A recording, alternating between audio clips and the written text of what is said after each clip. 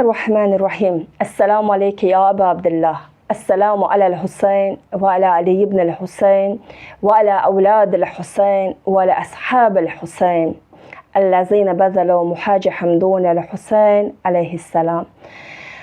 Başta dövrümüzün imamı İmam-ı Zaman Ağa Cəlal Fərəcəhum Şərif olmaqla hər bir izləyicimizə başsağlığı ərz edib verilişimizə başlayırıq. Bəli, Muharrem ayının bu ağır günlərində mövzularımız da Muharrem ayı ilə əlaqədar olaraq davam edir. Eləcə də bugünkü gündə mövzumuz Aşura günü ilə bağlıdır. Bəli, əgər Aşura günündən danışacaqsa, mövzumuzu müzakirə etmək üçün studiyamızın qonağı var. Qonağımız Quran müəlliməsi, eləcə də əhkam müəlliməsi olan Gözəl xanım Babaxanovadır. Xoş gördük Gözəl xanım.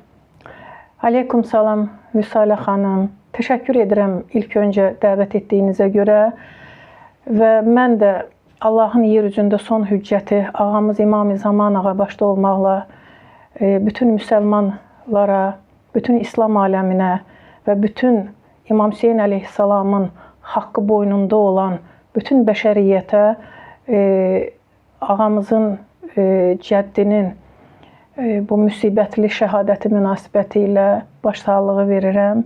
Və Allahdan diləyirəm ki, Allah Taala bizləri İmam Hüseyin məktəbinin şagirdləri cərgəsində qərar versin inşallah. Amin. Gözəl xanım, öncədən də vurğuladıq. Verilişimiz başlarkən Ziyarət-i Aşura ilə əbəs yerə başlamadıq. Ziyarət-i Aşuranın ön hissələrində belə bir hissə var ki, vurğulayır ki, Əssəlamu aleyke ya Tharallahi və bnə Tharihi kəlməsi ki, qeyd olunur. Biz bilmək istərdik ki, bu Ziyarət-i Aşurada Allahın qanı deyilir. Bu Allahın qanı deyildikdə nə nəzərdə tutulur? İzləyicilərimizə daha geniş, ətraflı məlumat verərdiniz. Buyurun, siz dinləyirik. Bismillahirrahmanirrahim. Elhamdülillahi Rabbil aləmin. Rabbi şrahli sadri və yessirli əmri və hlul uqdətən min lisani yəfqahu qavli. Aşura ziyarətnaməsi ilə başladınız. Və bir haşiyə çıxmaq istəyirəm əvvəldən ki, Aşura ziyarətnaməsi Qüdsü hədislər cərgəsindədir və bu Aşura ziyarətnaməsini nəinki Məhərrəm ayında, digər aylarda da oxumağın çox böyük fəziləti var. İnsanın həm maddi, həm mənəvi həyatında çox böyük dönüşlər yaratmaq qüdrətinə malik bir ziyarətnamədir və biz də ustadlarımızdan örnək götürərək bütün bizi dinləyənlərə bu Aşura ziyarətnaməsini heç vaxt tərk etməməyi tövsiyə edirik. Və Aşura ziyarətnaməsinin əvvəlində salamlarla və salam olsun ey Peyğəmbərin oğlu, ey xanım Zəhranın oğlu, ey Əmir əl-Möminin oğlu və bu salamların ardıncan oxuyuruq ki, Əssəlamu aleykə ya Thərallahi və ibnə Thərihi və vitral məvtur. Salam olsun sənə ey Allahın qanı, ey Allahın qanının oğlu və tənha məzlum qalan. Belə dedikdə həqiqətən çox düşündürücü bir salam gedir burada. Allah Taala niyə İmam Hüseyin əleyhissalamı öz qanına bənzətdi? Nəinki İmam Hüseyin əleyhissalamı, atası Əli əleyhissalamıdır. Ey Allah qanının oğlu və Əli əleyhissalam da Allahın qanı hesab olunur. Cümlənin üzərində düşünərkən öz-özlüyümdə belə bir müqayisə apardım ki, insan bədənindəki qanın funksiyasını, bu nə olduğuna bir nəzər yetirim və mən bunu qan dövranı barədə oxuduğumda belə yazılır ki, insan bədənində qan insan bədəninə, insanın sağlamlığına, bu fiziki bədənin, maddi bədənin sağlamlığına lazım olan bütün faydalı komponentləri bu qan bədənin bütün hüceyrələrinə ötürür və bədəndə olan bütün zərərli tullantıları isə geri qaytarır, əksinə bədəndən çıxardır. Və bu bənzətmə insan düşünür ki, həqiqətən də əbəs yerə bənzədilməyib bu. Bunun həqiqətən də bu dərinliyə vardıqca çox gözəl nəticələr əldə eləmək olur və İmam Hüseyin məktəbini dərk etmək üçün çox belə maarifləndirici bir hissədir burada Aşura ziyarətnaməsində. Və belə deyək ki, bir insan bədənini götürsək, bu insan bədəninin sağlam olması üçün sağlam qan lazımdır. Sağlam qanın əmələ gəlməsi üçün isə insan sağlam qidalardan istifadə etməlidir. Nə qədər ki, insan sağlam qidalardan istifadə edir, bədəndə sağlam qan yaranacaq və o sağlam qan da bədənin hüceyrələrinə ötürülərək sağlam bədən, sağlam bir fundament yaradacaq. Zərərli qidaların qəbulu isə bu bədənin tədricən zəifləməsinə və aradan getməsinə səbəb olacaq. Bu nöqteyi nəzərdən belə baxsaq, biz İslamı bir insan bədəninə bənzətsək, İmam Hüseyin əleyhissalamı da bu İslam ruhunun, İslam bədəninin bir qanı hesab eləsək, belə nəticə çıxardarıq ki, İmam Hüseyin əleyhissalam mənəvi qidalar vasitəsilə, o qidalar ki, Allah Taala tərəfindən ötürülür və İmam Hüseyin əleyhissalam o əxlaqi dəyərlərin, o mənəvi qidaların ötürücüsüdür, o ilahi feyzin ötürücüsüdür. İmam Hüseyin əleyhissalam o əxlaqi mənəvi dəyərləri İslam bədəninin, bütün bəşəriyyətin, yaradılışın, bütün məxluqatın, yəni onları hüceyrələr kimi qəbul eləsək, bütün yəni İslam aləmini, insanları bu İslam bədəninin hüceyrələri kimi qəbul etsək, bu hüceyrələrə çatdırır faydalı qidaları və oradan da zərərliləri də əksinə olaraq çıxardır. Deməli, İmam Hüseyin əleyhissalam ilahi feyzin ötürücüsüdür dedik. İmam Hüseyin əleyhissalam Aşura günü ki, İslam dini aradan getmək üzrə idi, İmam Hüseyin əleyhissalam bütün maddi, mənəvi gücünü səfərbər edərək, o güc ki, Allah tərəfindən ona əta olunmuşdu, ilahi elmi, ilahi məqamı, ilahi o Allah tərəfindən bəxş olunmuş o əzəmətli ruhu ilə Aşura günü bizlərə bütün əxlaqi dəyərləri miras qoydu. Və mən belə baxıram ki, 14 əsrdir keçməsinə baxmayaraq o dəyərlər diridir, heç vaxt aradan getmir və qiyamət gününə qədər bütün bəşəriyyəti hidayət etmək gücünə qadirdir. Belə, bu qan məsələsində belə müqayisə eləyəndə çox danışmaq olar, amma verilişin vaxtı qısa olduğu üçün mən düşünürəm ki, bu qədər kifayət edər və həm də hər bir insan özü oturub fərdi bunun üzərində biraz təfəkkür etsə, çox-çox mərifət əldə eləyə bilər. Gözəl xanım, götürsək ki, ümumilikdə Aşura günü ilə bağlı diqqətimizi, fikrimizi tamamilə bu günə cəm etsək və Aşura günündə orada olan elə bir hisslər var idi ki, o hisslər ölçülməz. Məsələn, mərhəmət hissi var idi, səxavət hissi var idi. Çox bir maraqlı orada sanki bir dövriyyə var idi. Əxlaqi fəzilətlər. Bəli. O əxlaqi fəzilətlərdən ən çox Aşura günü görünən hansı idi? Mən belə düşünürəm ki, Vüsalə xanım, bu Aşura məktəbi ki var, İmam Hüseyin əleyhissalam bir Aşura dastanı yazdı. Allah Taala öz hikməti əsasında bu dastanı yaratdı İmam Hüseyin əleyhissalamın vasitəsilə. Belə ki, məsələn, Qurani Kərimə baş vura bilməyənlər, İslam dininin həqiqi tarixindən, real hadisələrindən uzaq düşən, təbii ki, burada bidətlərin yayılması, düşmən tərəfin müdaxiləsi ilə İslam dinində yaranan bu qarma-qarışıqlıqların arasında Allah Taala bütün bunları ölçüb biçərək bir Aşura məktəbi miras qoydu İmam Hüseyin əleyhissalamın vasitəsilə və dediyim o elmi nöqteyi nəzərdən o İslamın real, əsl, həqiqi varlığına çata bilməyənlər Aşura məktəbi vasitəsilə İslamı dərk edə bilirlər. Və bu tarix boyu özünü sübut eləyib, isbat olunub və bu ona görədir ki, İmam Hüseyin əleyhissalam Allahın hüccəti olaraq bütün Rəbbani sifətləri, bütün əxlaqi və mənəvi fəzilətləri Aşura meydanında bariz öz çılpaqlığı ilə göstərə bildi. Və bu da əbəs yerə imamları hidayət gəmisi adlandırmırlar, hidayət imamı adlandırmırlar. İmam Hüseynin göstərdiyi bütün bu fəzilətlər qiyamətə qədər insanları hidayət etmək gücünə malikdir. Və bu da İmam Hüseyn əleyhissalamın həqiqətən də əzəmətli bir ruhundan xəbər verir ki, bunu dərk etmək, mən belə başa düşürəm ki, insan təfəkkürünün fövqündə duran bir şeydir. Ki, imamın sübhdən zöhr azanına qədər qoyduğu, yaratdığı bu dastan 14 əsrdir və bunun davamı olaraq qiyamətə qədər bəşəriyyəti hidayət etmək gücünə malikdir. O zaman bəşəriyyəti hidayət etmək gücünə malik olan, deyək ki, Kərbəla hadisəsində səxavət bayrağı bir başqa dalğalanırdı zənnimizcə.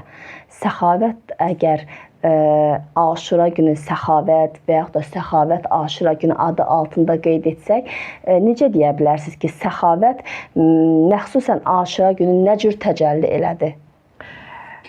Səxavət barədə bir-iki kəlmə, elə səxavəti tanımaq üçün bir-iki kəlmə danışaq. Səxavətin belə lüğəvi mənasını götürsək, əli açıqlıq, geniş ürəklilik, bəxşiş etmək, belədir. Amma dini belə mənaları bunun bir insanın Allah yolunda, din uğrunda və bəşəriyyətin nicatı uğrunda nəinki malından, dövlətindən, hətta canından belə keçməsinə deyilir. Məsələn, belə götürsək, bizim Lori dilimizdə əli açıqlıq sözü işlənir bu səxavətin əvəzində. Əli açıqlıq deyəndə, məsələn, mənim əlimdə 10 manat pulum var. Bəli. Əlim bağlıdır. Heç kəs də bilmir ki, mənim əlimdə nə miqdarda məsələn pul var.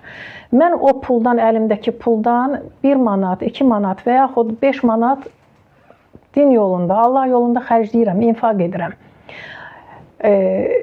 Amma mənim əlim açıq olanda, yəni mən bütün varlığımla, geniş ürəklilik dedikdə, açıq ürəklilik, onunla əlimi açıram. Bu açıq əldə mənim əlimdə olan bütün miqdar hamısı görünür və bunun hamısını mən özümə qalan paydan da imtina edərək başqalarının rifahı üçün infaq edirəm Allah yolunda. Bu sadə bir misal idi, çəkdim. İmam Hüseyn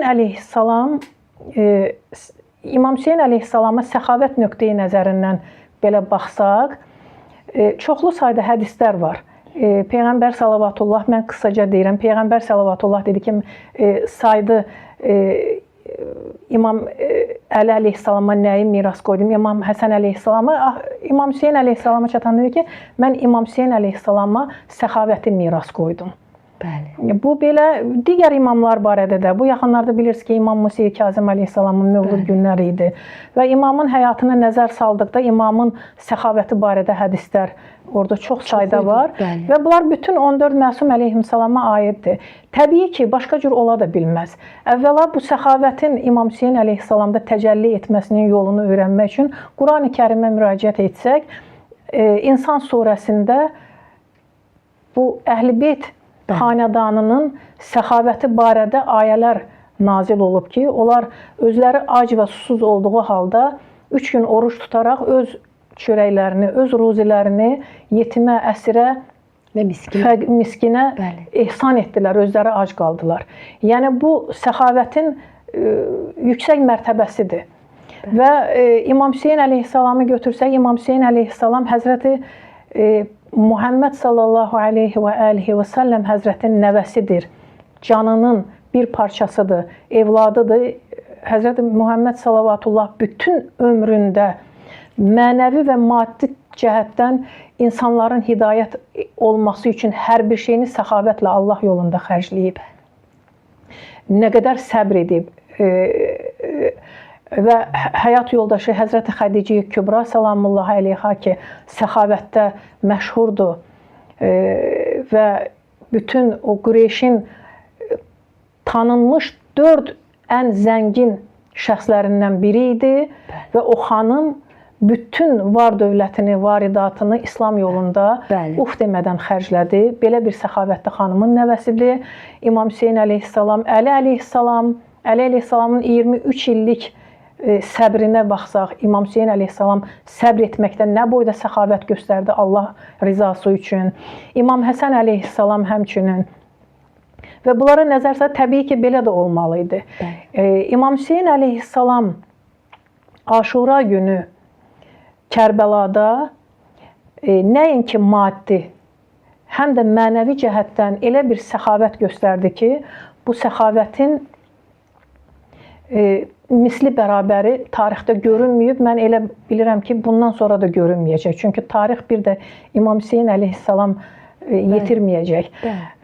Və İmam Hüseyn əleyhissalamın özünün də, səhabələri də o İmam Hüseyn əleyhissalamın, təbii ki, İmam Hüseyn əleyhissalam ilahi feyzin göstəricisi olduğu kimi imamına itaət edənlər də imamdan o feyzləri götürərək Aşura meydanında digər fəzilətlərlə bərabər həm də o səxavətin necə deyərlər, mənasını açıqladılar, təfsirini verdilər. Belə götürsək. Məsələn, İmam Hüseyn əleyhissalamın mənəvi nöqteyi nəzərindən səxavətinə toxunmaq istəsək, İmam Hüseyn əleyhissalam imama qarşı nəinki dostluq bəsləyənlərin, hətta düşmənçilik bəsləyənlərin də günahlarından keçməyi bacaran bir ruhu var idi, ruha sahib idi. İmam Hüseyn əleyhissalamın Kərbəlada mənəvi səxavətinə misal olaraq Hürr ibn Yezid Riyahinin bağışlanmasını göstərə bilərik ki, baxın, Hürr yəni adi sıravi bir adamlardan deyil idi ki, bir yüngülvari bir xətası ola, bir günahı ola. Hürrün orada günahı ondan ibarət idi ki, İmam Hüseyn əleyhissalamın kərvanını Kərbəlaya tərəf yönəltdi. Şəhid olmasına səbəb olan amillərdən biri bu idi. Və burada Hürrün o günahını misal üçün ölçmək üçün hansı biz meyara müraciət eləyə bilərik?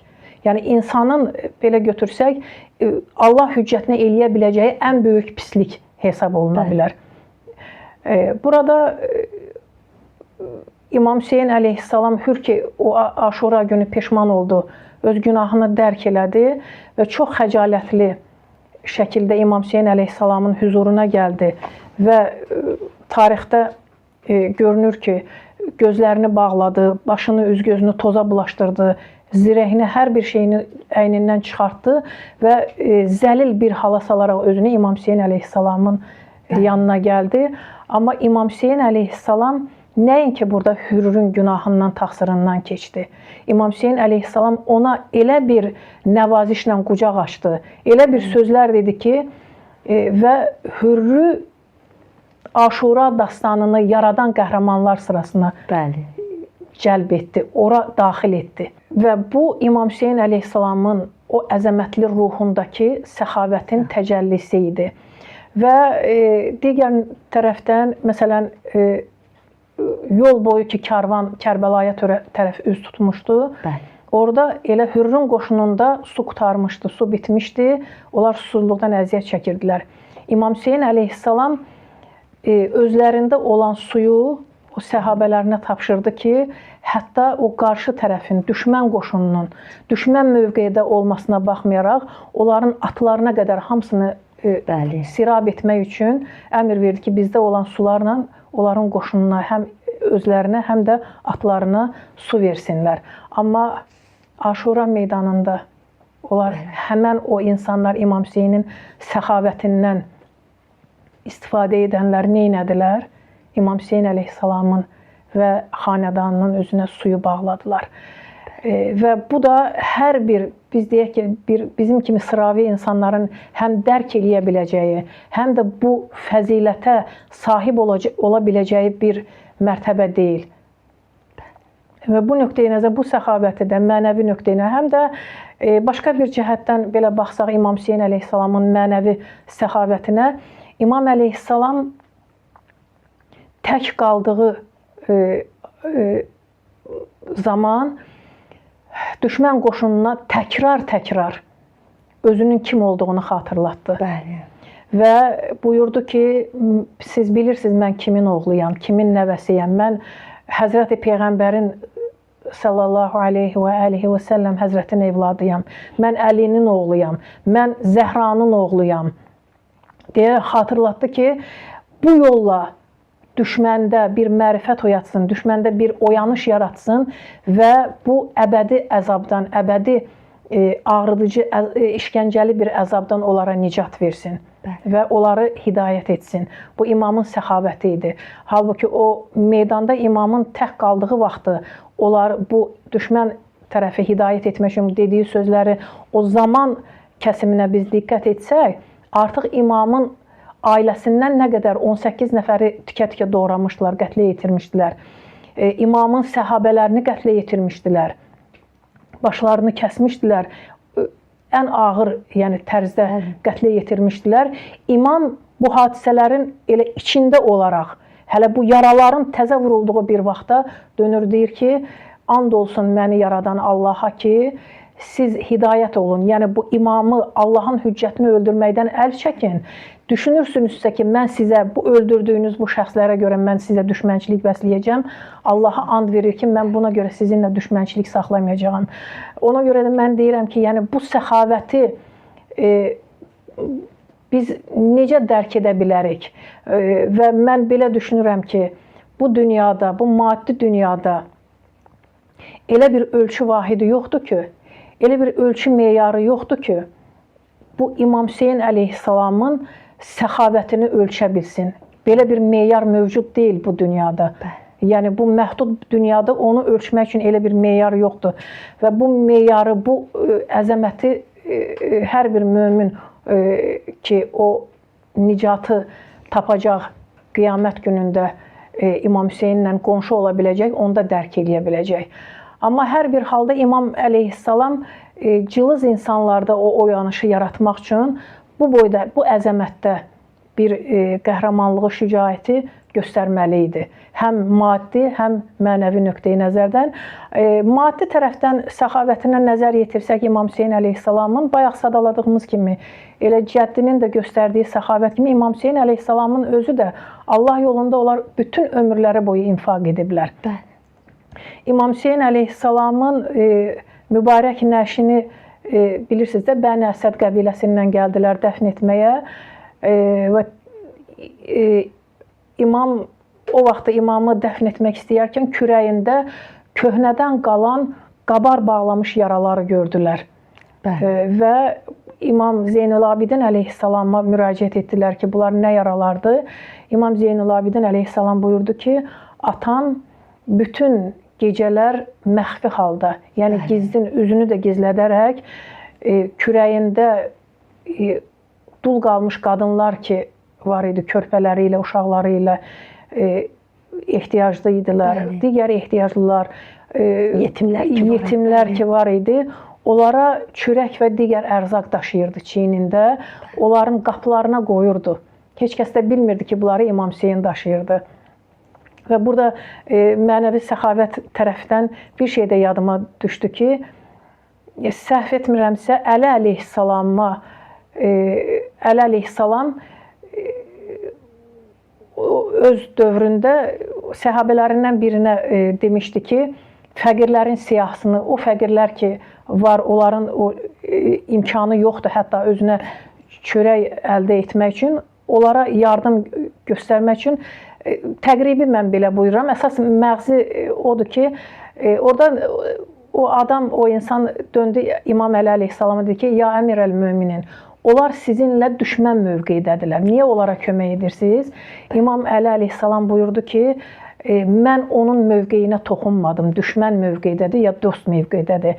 O acdır, onun yeməyə ehtiyacı var. Mən onu soruşdum, onu dedim və mənim borcumdur ki, ona yardım edəm.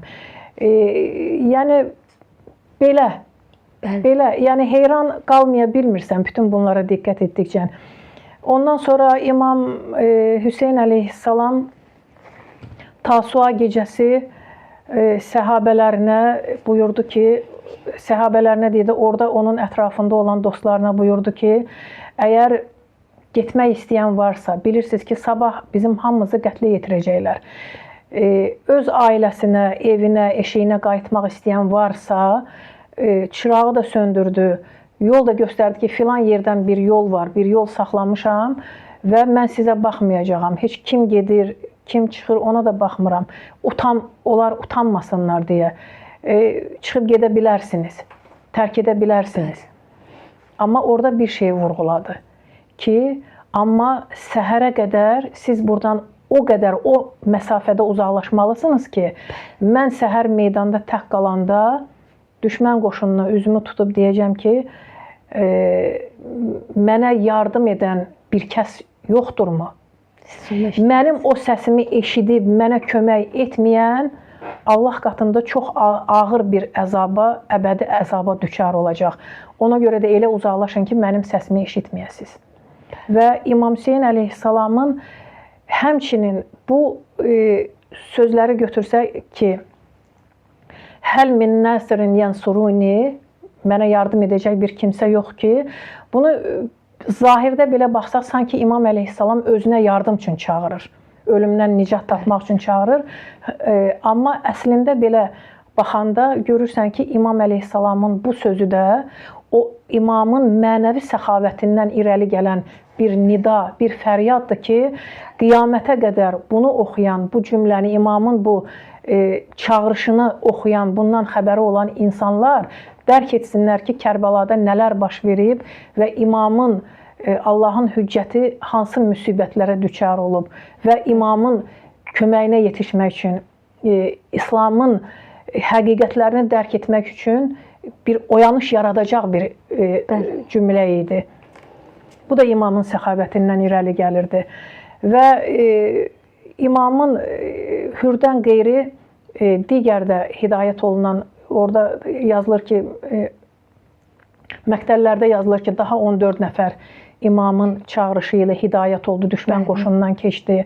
Bunlar da imamın səxavəti idi. Və imamın eyni zamanda dedik ki, imam o gücü Allahdan alırdı. İmamın dostları və silahdaşları isə o gücü imamdan alırdılar. Və imam o feyzi Allahdan alıb bunlara ötürürdü. Və dostlarının da orada bütün o əxlaqi fəzilətlərlə bərabər səxavətinə toxunmaq olar. Tasua gecəsi səhabələr bir-birləri ilə sabah şəhid olmaq, öz imamlarının, Allahın hüccəti uğrunda şəhid olmaq üçün yarışırdılar. Hamı yarışda birinci olmaq istəyirdi. Bu, bilirsiniz, Allah Taala'nın insana verdiyi ən böyük sərmayə candır. İnsan mal-dövlətindən rahatlıqla keçə bilər. Digər imtiyazlardan keçə bilər. Amma candan keçmək o qədər də asan bir şey deyil. Və bu canı Allah yolunda belə gözəl şəkildə, belə təntənəli şəkildə fəda etmək isə, belə bir fədakarlıq isə eşqin əsəridir. Eşqin meyvəsidir. Biz bilirik ki, insan o ilahi eşqə qədəm qoyanda, o ilahi eşqi dərk edəndə, aşiq, necə deyirlər, roluna girəndə, məşuquna qovuşmaq həsrətinə düşəndə artıq ağıl öz əhəmiyyətini itirir. Burada artıq ay mən ora getsəm mənim ailəm qalacaq, mənim mal dövlətim qalacaq, mən canımı itirəcəm, həyatımı itirəcəm. Belə bir şeylər artıq öz təsirini, əsərini itirir burada. Burada yalnız məşuqa qovuşmaq üçün yarış gedir. Və burada hər bir şeydən imtina etmək və Allah yolunda infaq etmək bir necə deyirlər, bir yarışa çevrilir, belə deyək. Bir imtiyaza çevrilir. Burada da səhabələrdən də misal göstərsək, elə İmam əleyhissalamın qardaşı Əbəlfəzl Abbas əleyhissalamı misal gətirmək, elə mən bilirəm ki, ən necə deyirlər, ədalətli müqayisə elə Əbəlfəzl Abbas əleyhissalamla başlamaq olar. Əbəlfəzl Abbas əleyhissalam atası Əli əleyhissalamın dövründə biz bilirik ki, Siffin, Nəhrivan, Cəməl müharibələrində atasının qoşununda vuruşub və onun qəhrəmanlığı, fədakar, cəsurluğu barədə oxumuşuq hamımız. Və 13 yaşında olan Əbəlfəzl Abbas əleyhissalam meydana çıxanda düşmənin ən üstün sərkərdələri, cəngavərləri lərzəyə düşürdülər qorxudan. Həmən Əbəlfəzl Abbas əleyhissalam elə bir səxavət nümayiş elətdirdi ki, Kərbəlada İmam Hüseyn əleyhissalamla qardaşı imamı ilə bərabər bir cərgədə durdu. Və hərəmləri də eynidir. İmam əleyhissalamla qardaşı Əbəlfəzl Abbas əleyhissalamın. Yəni bu mərtəbəyə ucaldı. Bu da nədən ibarət idi? Yəni bütün bu qeyrətə sahib olan Əbəlfəzl Abbas əleyhissalam Aşura günü meydanda döyüşmədi. Hər dəfə İmam Hüseyn əleyhissalamın yanına gəlib döyüşə getmək üçün İzin istədikdə, bəli. Qardaş, qeyrətim məni öldürür, izin ver meydana çıxım deyəndə İmam əleyhissalam buyurdu ki, Əbəlfəz, hələ vaxtı deyil, səbr elə. İmam Hüseyn, Əbəlfəzl Abbas əleyhissalam imama itaət edərək bu itaətdə əzəmətli bir ruhun səxavətini təcəlli elədi, məna elədi. Tanıtdırdı insanlara ki, yəni insan belə bir səxavət göstərə bilər. Yəni bu da mənəvi bir səxavət idi ki, o səbri göstərmək üçün lazım idi. Səbirdə səxavət göstərdi ki, imamın əmrinə tabe olaraq meydana çıxmadı. Halbuki o imamın övladlarını, özünün qardaşlarını, oradakı o bütün o müsibətləri görüb belə bir cəngavər nə cür səbr eləyə bilərdi? O imama itaəti onun o səbrinin səxavəti idi. Bəli. Və onun mükafatını da aldı və mənim böyük bir alimlərdən eşitdiyimə görə Əbəlfəzl Abbas əleyhissalama Allahın o səxavəti müqabilində daha bir imamın zühuru zamanı bir mükafatı var. İnşallah ki, Allah nəsib eləsə orada da Əbəlfəzl Abbas əleyhissalamın dəstanına şahid olarıq inşallah. İnşallah. Və belə xanım Zeynəb Səlamullah əleyhanı misal göstərə bilərik ki, xanım Zeynəb Səlamullah əleyha orada Təlli Zeynəb var idi ki, hündür bir yer var idi ki, xanım Zeynəb bütün o döyüşün gedişatını oradan seyr edirdi. Və İmam Hüseyn əleyhissalama körpəlikdən bir bağlılığı var idi xanım Zeynəbin. O da ilahi bir hikmətlə olan bir bağlılıq, sevgi idi. Və xanım Zeynəb orada böyük bir səbir göstərərək bütün o döyüş səhnələrini, o qətilləri izləyirdi və düşmənin belini qıracaq bir səbir nümayiş elətdirmişdi ki, bu da elə bir mənəvi səxavət idi.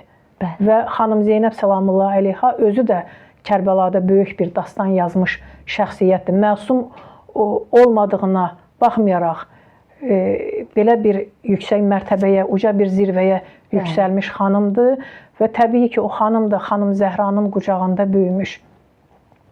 Xanım Zəhranın bayaq o ilk verilişin əvvəlində o qanı ki, bənzətdik orada. Xanım Zəhra Səlamullah əleyhanın verdiyi, o sinəsindən ona verdiyi o ruzudan qidalanan qanı var idi xanım Zeynəb Səlamullah əleyhanın, həmçinin İmam Hüseyn əleyhissalamın və başqa cür ola da bilməzdi. Və belə çox danışmaq olar. Mən elə bilirəm ki, elə bu kifayət eləyər. Verilişinizin zamanına, vaxtına görə. Bəli, zamana görə bu kifayət eləyər. Bəli, həqiqətən də o qədər xırdalıqlara vurğuladınız ki, səxavəti biz elə əli açıq kimi çox düşünürük, amma burada bunun alt mənaları da ki var idi ki, siz onu daha aydın ifadə etdiniz. Sizə təşəkkür edirik. Təklifimizi qəbul edib və bu verilişdə məxsusən Aşura toxunduğunuza görə təşəkkür edirik bir daha sizə. Mən də sizə təşəkkür edirəm Vüsalə xanım və verilişimizin məzmununa uyğun olaraq Allahdan belə bir diləyim var ki, bizim də İmam Hüseyn əleyhissalam yolunda, din uğrunda atdığımız bu zəif, kiçik addımlarımızın mükafatını elə gözəl şəkildə Allahın səxavətinə uyğun olan şəkildə alaq. İnşallah bu mükafat elə İmam Hüseyn əleyhissalama olan mərifət olsun. İnşallah. Təşəkkür edirik bir daha. Bəli, əziz izləyicilər, verilişimiz o qədər gözəl axarı ilə davam edirdi ki, heç bir yerdə qonağımızın sözünü sanki kəsmək istəmirdim ki, o səxavətin altında və yaxud arxasında başqa nələr ola bilər, hansı səxavətlərə toxunacaq, bax bunu çox düşünürdüm. Amma veriliş əsnasında bir hissə var ki, o məni daha çox düşündürdü. İmam Hüseyn əleyhissalamın Kərbəlada Həl-min Nasirin Yənsuruni ki, ifadəsi var, sizlərdən biri yoxdurmu ki, mənə kömək etsin? Bəli, bugün də eyni şüar səslənir. Bugün də eyni hal yaşanır. Kiminlə? İmam Zaman Ağa ilə. Bəli, bugün də biz ağanın, İmam Zaman Ağanın, dövrümüzün imamının çağırışına cavab verə bilirikmi? Onun xidmətində dayana bilirikmi? Və yaxud da ki, daha lakonik, daha qısa desək əgər, dövrümüzün imamının zühuruna zəmin yaradacaqlar olan nələr edə bilirik? Bu sual həqiqətən də bir qədər bizləri çox düşündürür. Nə cür xidmət edib, nə cür zəminlər yarada bilərik? Elə isə dövrümüzün imamının çağırışına cavab vermək niyyəti ilə sizlərdən ayrılırıq. Ayrılırıq ki, gələn verilişimizdə yeni bir mövzunu müzakirə edək və bu müzakirə əminəm ki, sizlərin də qəlbində bir yer qoyacaq. Sağ olun, salamat qalın. Allah amanında.